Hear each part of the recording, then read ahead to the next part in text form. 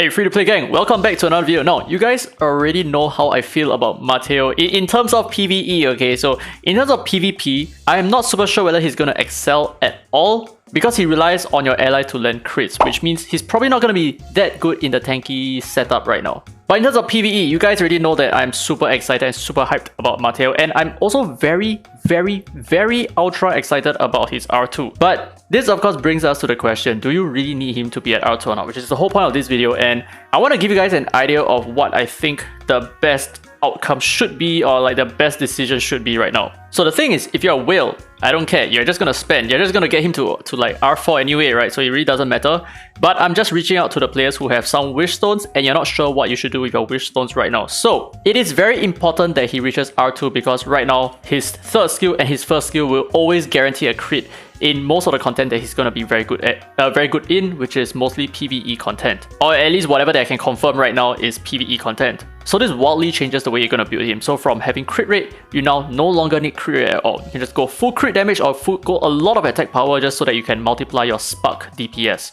So what do I think you should do when the banner drops? Should you go for R0? Should you go for R2? Or should you even go for R4? Because right now he has lifesteal, which is a way that you can stack a lot of his Eternal Flame stacks on himself. In my opinion, if you have the currency to spend, if you have like a lot of money to spend, like excess currency to spend, then go for R2. I think this is probably a good place to stop.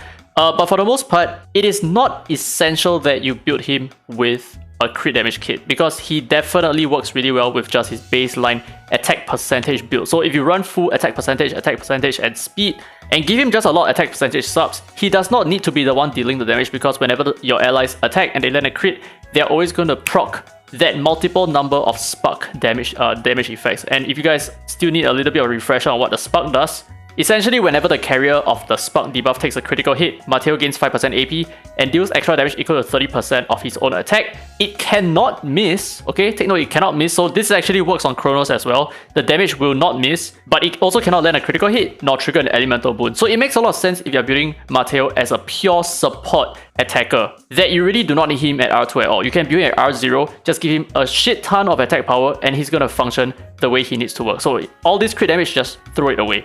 But that's not all. So the thing is, I want you to take a look at the Celestial Anomaly for a little bit. We're not going to go through too much in depth over here. So the Wither Messenger, right now we have the Imprisoner debuff, right? So these are all the espers that I have who have the Imprisoner effect. But the thing is, don't forget that in the next update, we will unlock other messengers as well. We will unlock the Scorch Messenger. So with that, this would determine the kind of espers you're going to get. So in the next update, I think we will be getting the Scorch Messenger. Because as you can see up here, right, phase 1 lasts for 17 days, and then the second phase, it will come with the Scorch Messenger, who will be an Inferno type, which most likely means that we're going to get a Flow type Esper in the next banner, which is 3.2.5.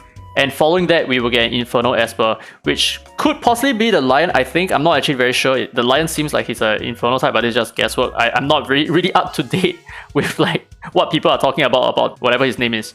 So my opinion is this, because MATEO is not really absolutely needed to be at R2, I think it makes a lot of sense for you to just get him at R0 because he is very versatile in PvE content. He's really good in Fafnir. He is potentially useful in Chronos if you're an early game or mid game player. He's very good in Celestial Anomaly. He's like one of the highest scorers for Celestial Anomaly, or at least he is extremely essential. So like for example, if you take a look at this guy from my Discord server, his Freezy, he actually did 85 million damage to the Celestial Anomaly with MATEO over here. And of course, he had Embla in this case. Okay, so currently Embla is working a little bit weird. I'm not going to go too much into detail about why she is working this way, but just know that MATEO is extremely essential in Celestial Anomaly. And of course, on top of that, all the Sentinel Hunt bosses, if you're struggling in Sentinel Hunt, he is going to be really good over there. And I do feel like he has certain users in Shadowstream, and in fact, I feel like he could be possibly a really good DPS for Shadowstream if you're running like those single DPS builds. So all in all, what I'm trying to say is, my opinion about this entire fiasco is that you should probably get him at R0 and then save the rest of your wish stones for the next update, or the next 2 updates, because the next 2 phases are going to come and they are going to bring essential espers for these phases as well. So it's very important that you ensure you don't blow your load right now, and I didn't intend to say it that way, but yeah. Hopefully this information helps you in any way, and if it does, don't forget to leave a thumbs up. It really helps the channel, and subscribe for more Dislyte content. Now with that said, this has been Free to Play, and as always, I will see you in the next video.